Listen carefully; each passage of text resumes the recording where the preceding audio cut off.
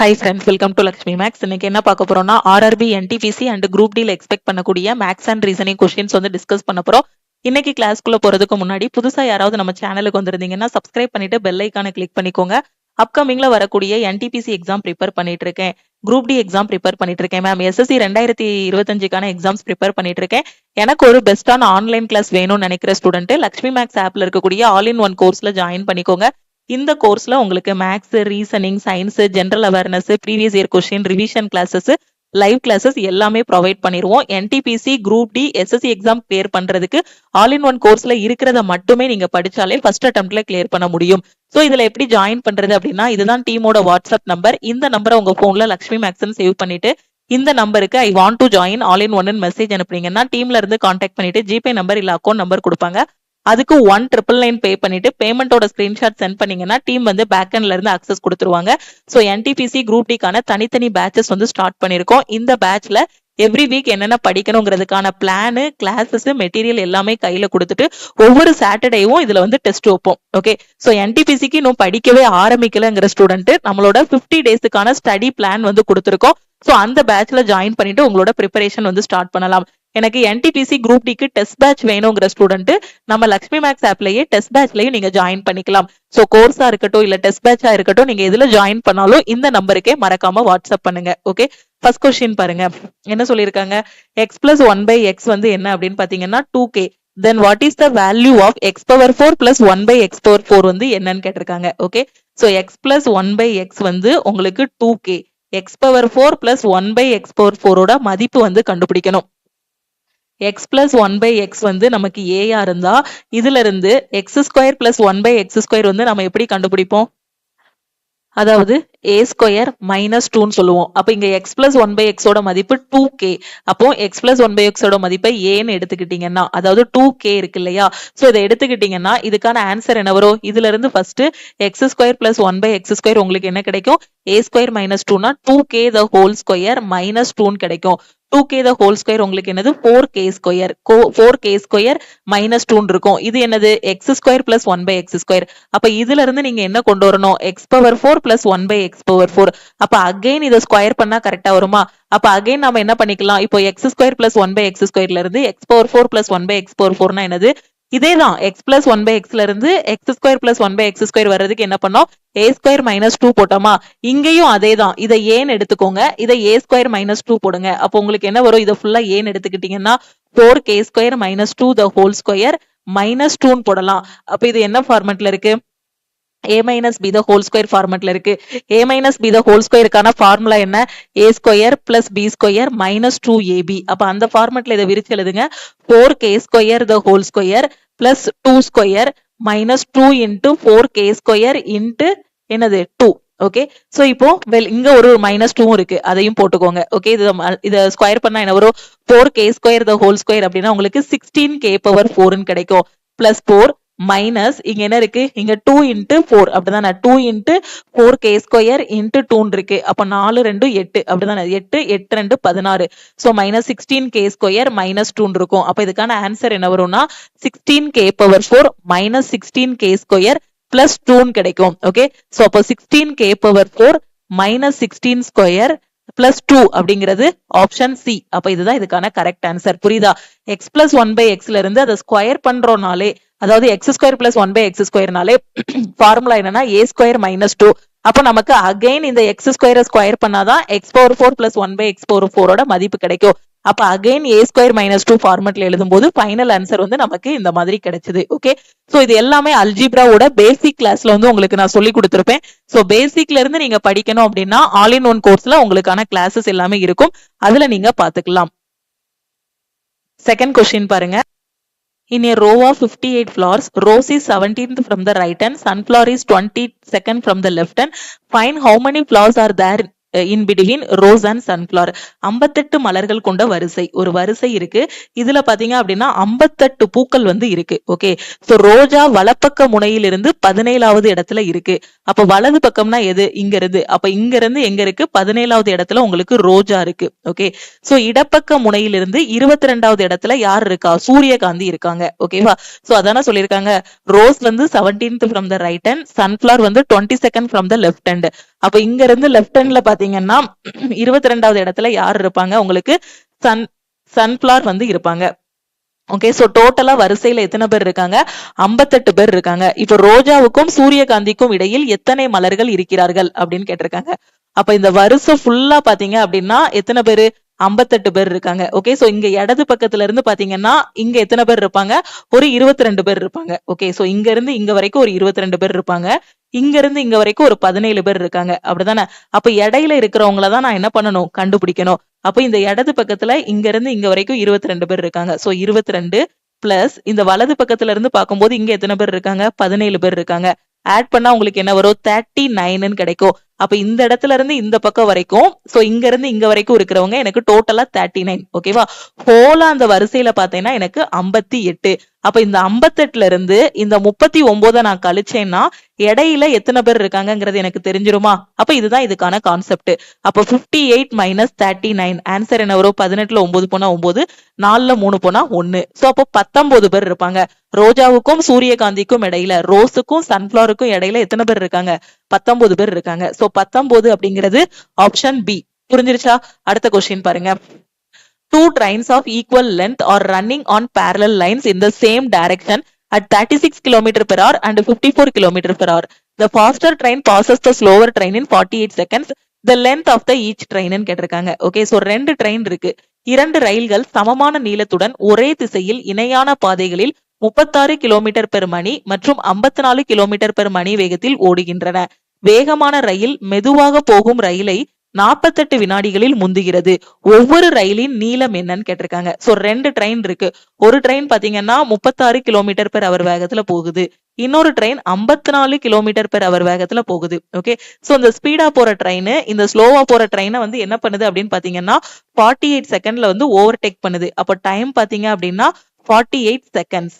Okay, so இப்போ எவ்வளவு நேரத்துல கடந்து போகுது அப்படின்னு பாத்தீங்கன்னா 48 வினாடிகள்ல வந்து கடந்து போகுது. நமக்கு என்ன தெரியும்? Speed equal to distance divided by time. Okay, so இப்போ ரெண்டு ட்ரெயின் வந்து ஒன்னு கிராஸ் பண்ணி போகுதுன்னு வச்சுக்கோங்களேன். அது சேம் டைரக்ஷனோ ஆப்போசிட் டைரக்ஷனோ ஒன்னு இன்னொன்னு கடந்து போகுது அப்படின்னா அந்த இடத்துல உங்களுக்கு டிஸ்டன்ஸ்ங்கிறது யாருன்னா அந்த ட்ரெயினோட லென்த் இருக்கு இல்லையா? அந்த ரெண்டு ட்ரெயினோட லென்த் தான் என்னதுன்னா உங்களுக்கு டிஸ்டன்ஸ். ஓகேவா?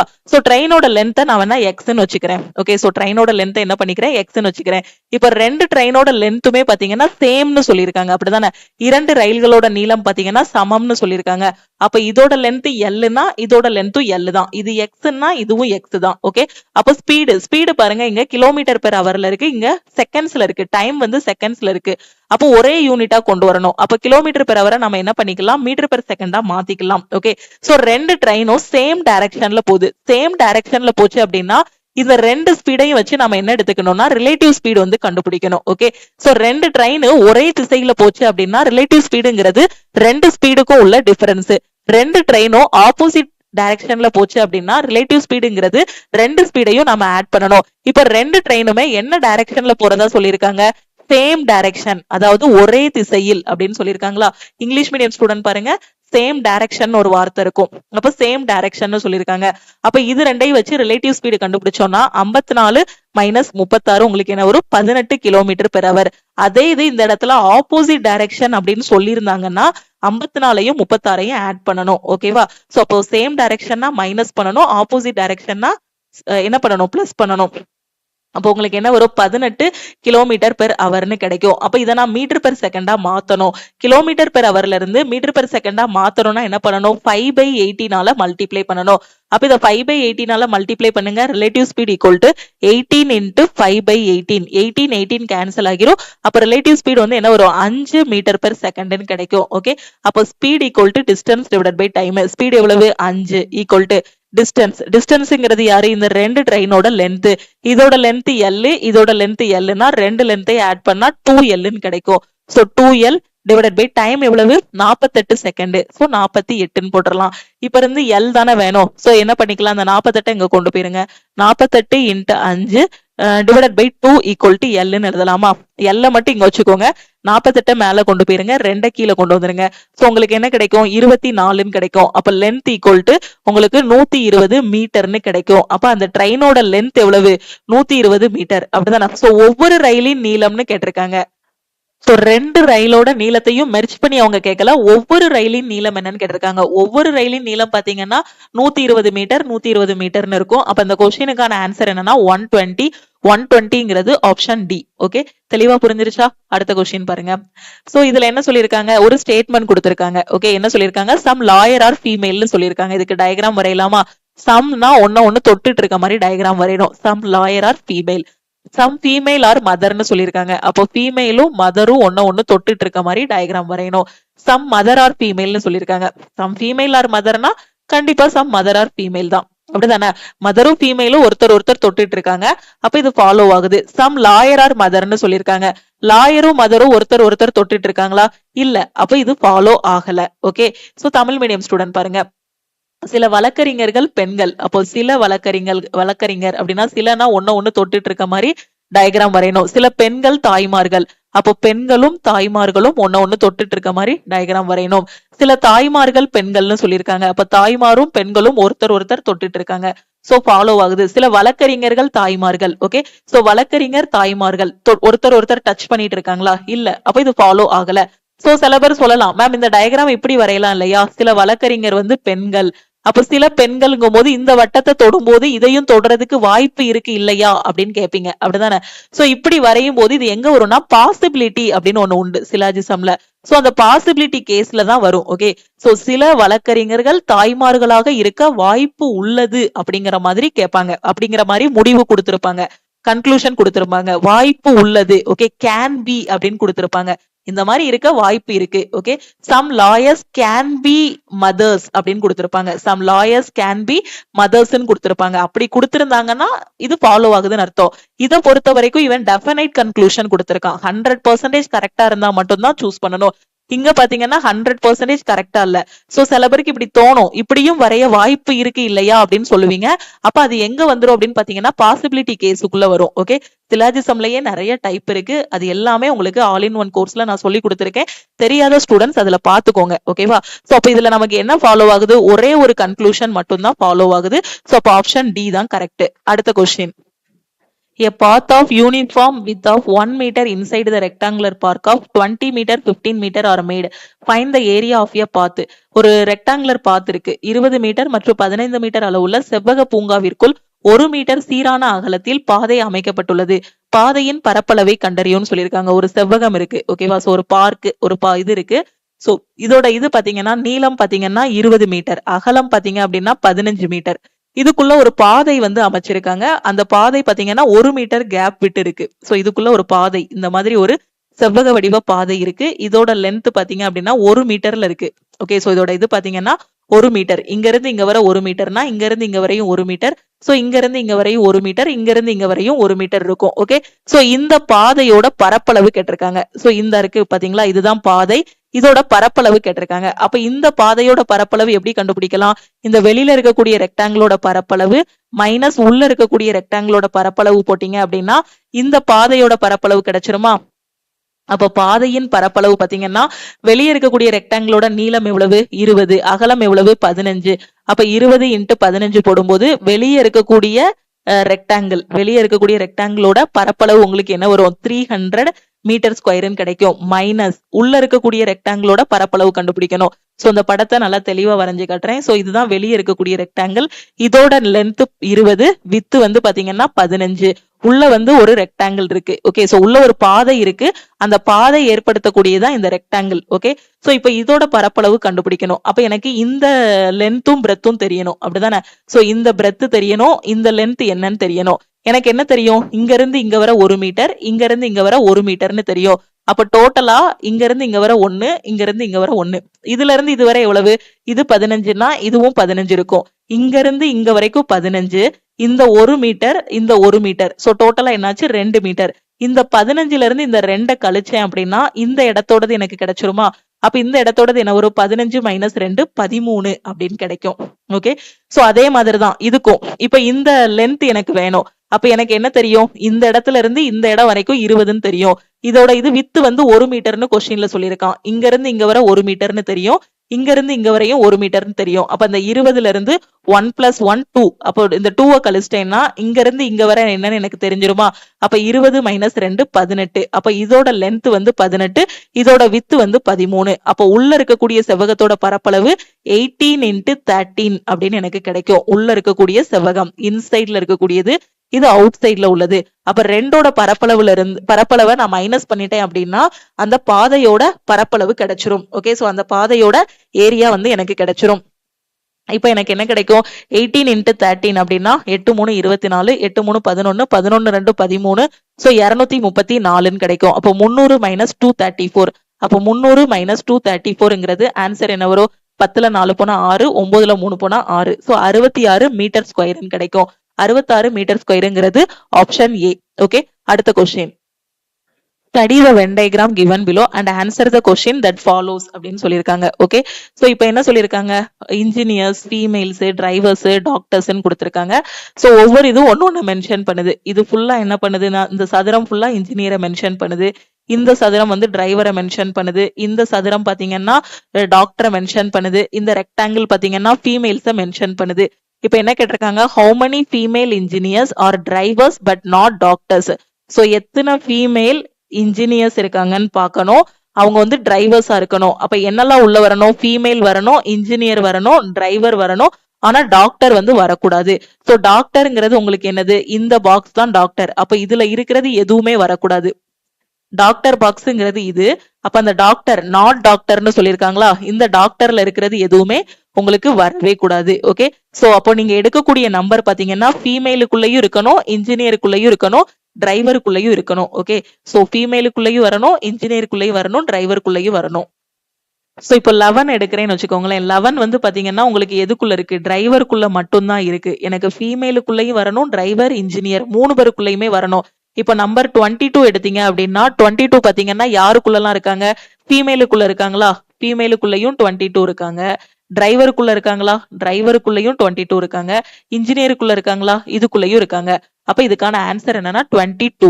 22 அப்படிங்கிறது option A. Okay, Tamil medium student பாருங்க.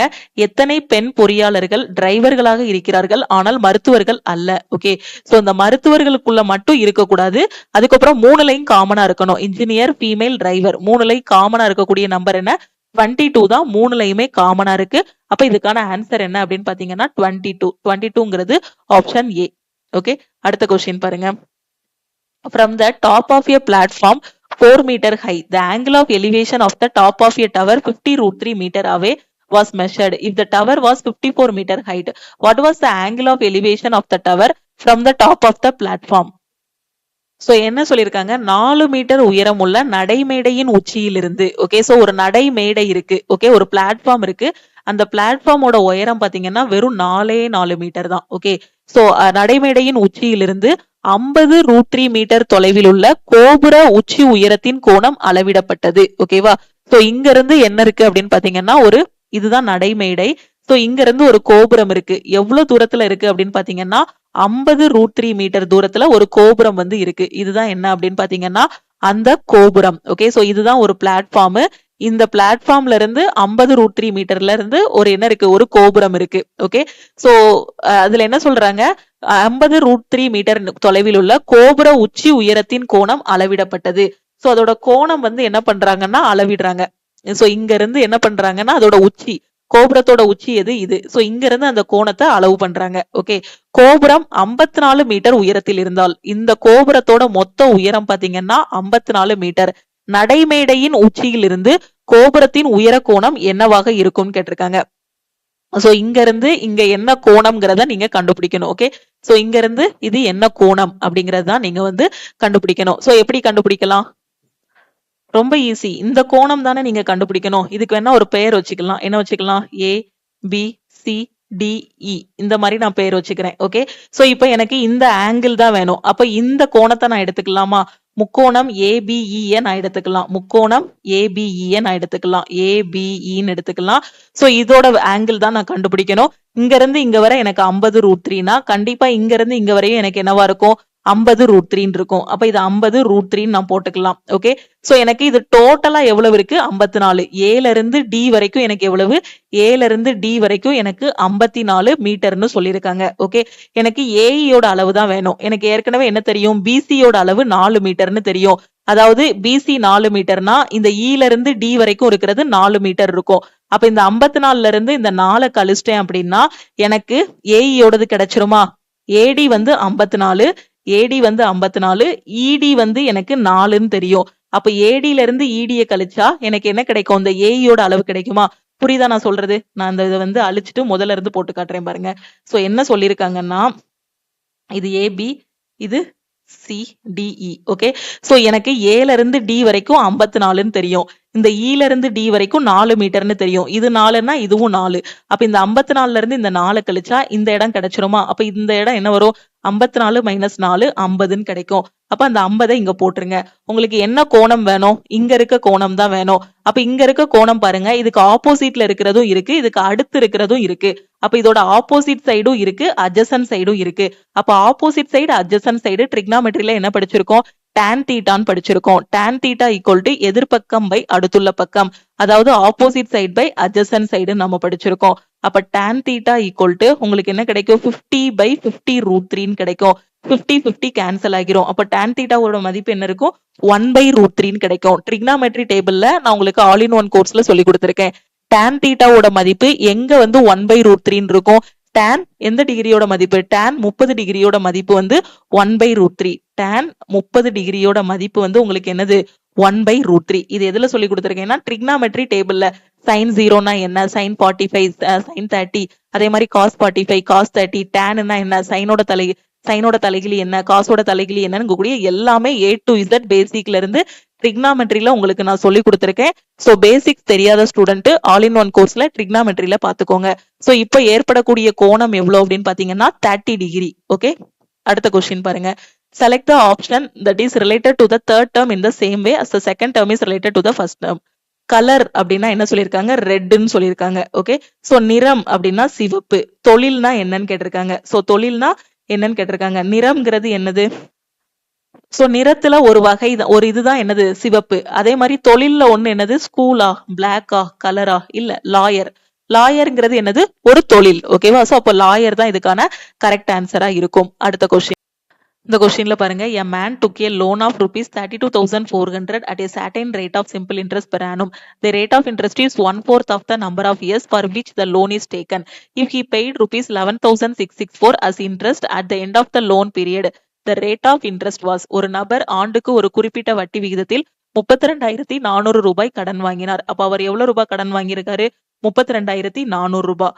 வட்டி விகிதம் கடன் வாங்கிய ஆண்டுகளில் 4ல் ஒரு பங்காகும்னு சொல்லியிருக்காங்க. இப்போ டைம் பீரியட் பாத்தீங்கன்னா டி ஆண்டுகளுக்கு வாங்கியிருக்காரு. ஃபார் எக்ஸாம்பிள் 4 வருஷத்துக்கு வாங்கியிருக்காருன்னா டி ஈக்குவல் டு 4ன்னு போடுவோம். இப்போ டைம் பீரியட் தெரியாது, அதனால டைம் பீரியட வந்து நான் டீன்னு எடுத்துக்கிறேன். அடுத்து என்ன சொல்றாங்கன்னா வட்டி விகிதம். வட்டி விகிதம்ங்கிறது ஆர். அது என்ன அப்படின்னு பாத்தீங்கன்னா நம்பர் ஆஃப் இயர்ஸ் இருக்கு இல்லையா, அதுல 4ல் ஒரு பங்குன்னு சொல்லியிருக்காங்க. அப்போ T/4ன்னு போடலாமா? அதாவது 1/4 டீன்னு போடுவோம். எத்தனை வருஷத்துக்கு கடன் வாங்கியிருக்காரோ அதுல காவாசி எடுத்தீங்க அப்படின்னா அதுதான் ரேட் ஆஃப் இன்ட்ரெஸ்ட். ஓகே. அவர் செலுத்தக்கூடிய வட்டி எவ்வளவு அப்படின்னு பாத்தீங்கன்னா 11,664 ரூபாய் வட்டியா செலுத்துறாரு.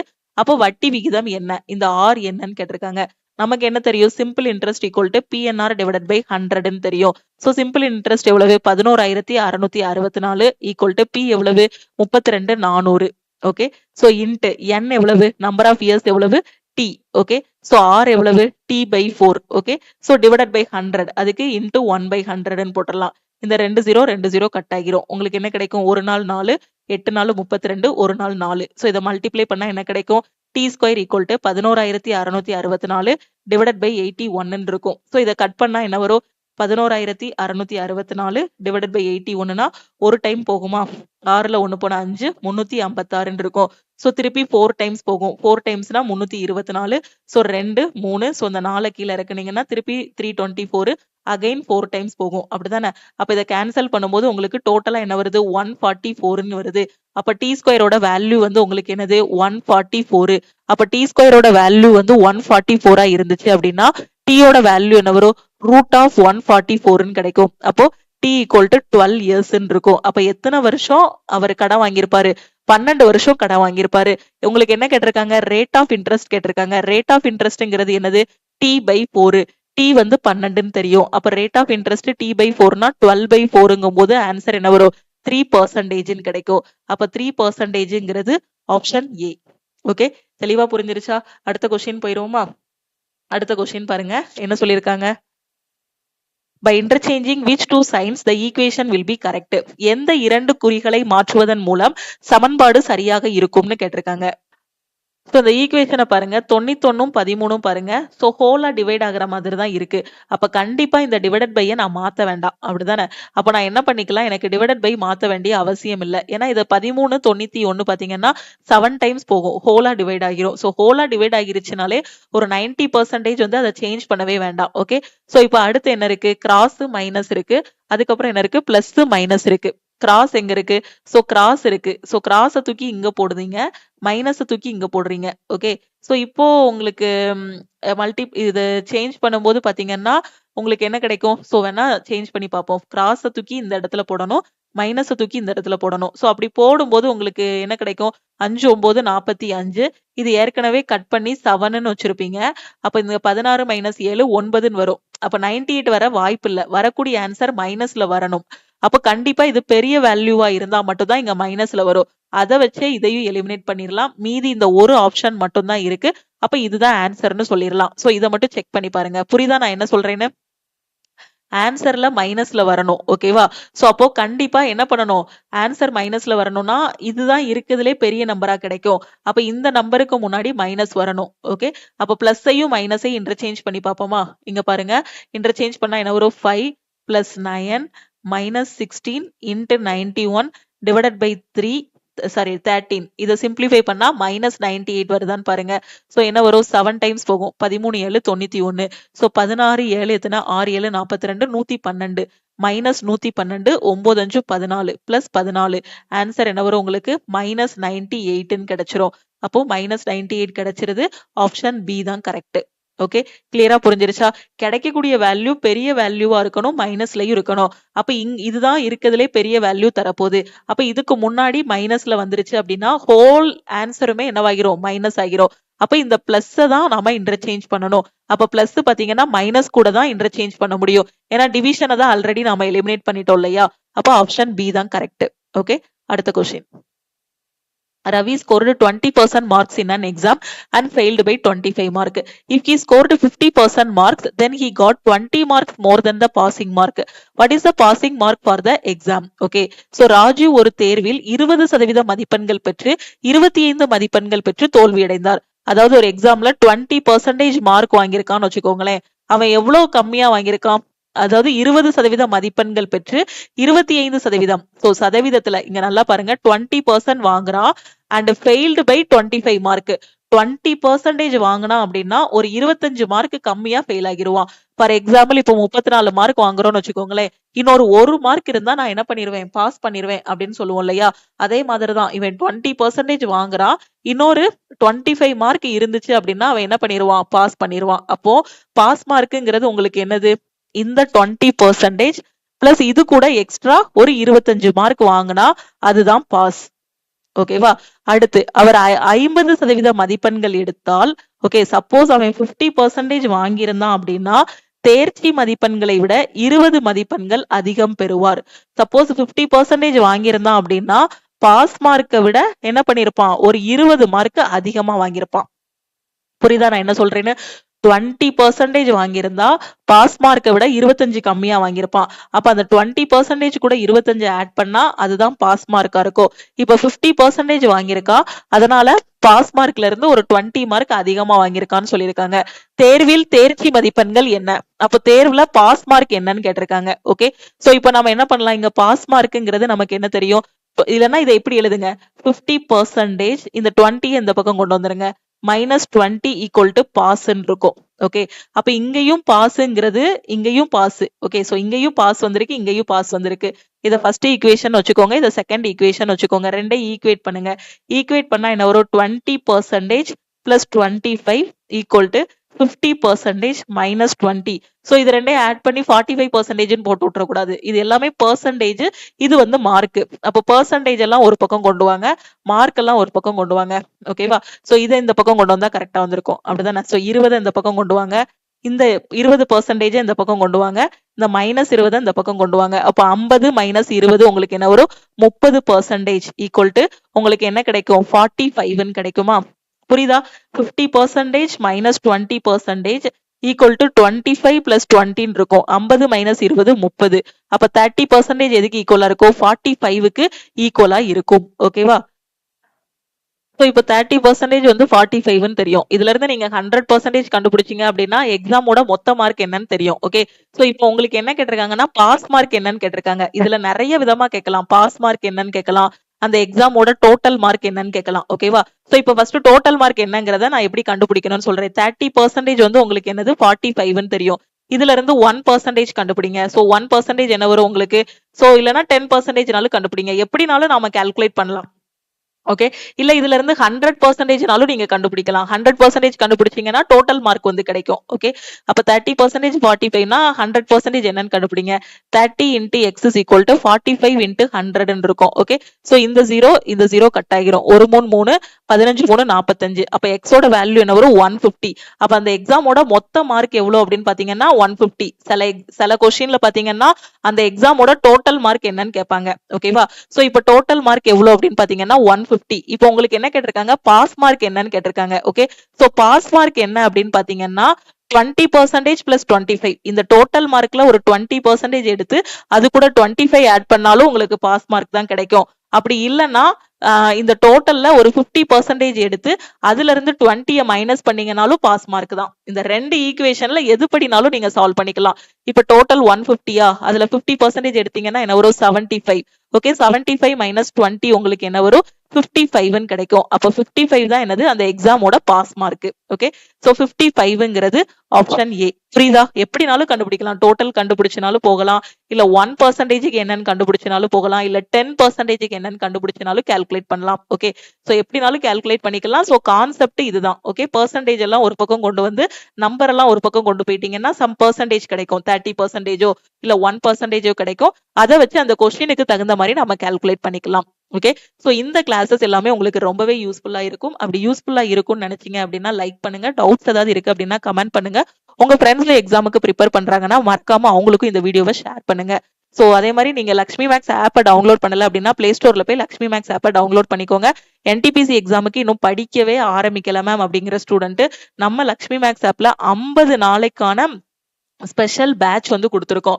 சோ இதுல முக்கியமான மேக்ஸ், ரீசனிங், ஜெனரல் அவேர்னஸ் எல்லாமே கவர் பண்ணிட்டு பிளஸ் நாம கொடுக்கக்கூடிய live classes, daily live class பாத்தீங்கன்னா மார்னிங் 10:30 to 11:30 லக்ஷ்மி மேக்ஸ் ஆப்ல லைவ் கிளாஸ் இருக்கும். சோ இந்த லைவ் கிளாஸஸையும் நீங்க ஃபாலோ பண்ணிட்டீங்க அப்படின்னா NTPCயோட CBT 1 எக்ஸாம் வந்து கிளியர் பண்ண முடியும். CBT 1 முடிச்சுட்டு வந்து அதுக்கப்புறம் CBT 2 கூட நீங்க என்ன பண்ணிக்கலாம், அதுக்கப்புறம் உட்காந்து கூட படிச்சுக்கலாம். சேம் சிலபஸ் தான். ஓகே, அதே மாதிரி குரூப் டிக்கான பேட்சஸும் ஸ்டார்ட் பண்ணிருக்கோம். குரூப் டிக்கு எங்க இருந்து படிக்கணும், எப்படி படிக்கணும்னு தெரியலங்கிற ஸ்டூடெண்ட் குரூப் டியோட பேட்ச்ல ஜாயின் பண்ணிக்கோங்க. ஓகே, சோ நீங்க இது எல்லா பேட்சஸுமே உங்களுக்கு ஆல் இன் ஒன் கோர்ஸ்ல தான் நடக்கும். ஒரே ஒரு கோர்ஸ் தான் 50க்கும் மேற்பட்ட சென்ட்ரல் கவர்மெண்ட் எக்ஸாம்ஸ் எல்லாமே ஃபர்ஸ்ட் அட்டெம்ப்ட்ல கிளியர் பண்ற மாதிரி கிளாஸஸ் வந்து கொடுத்திருப்போம்.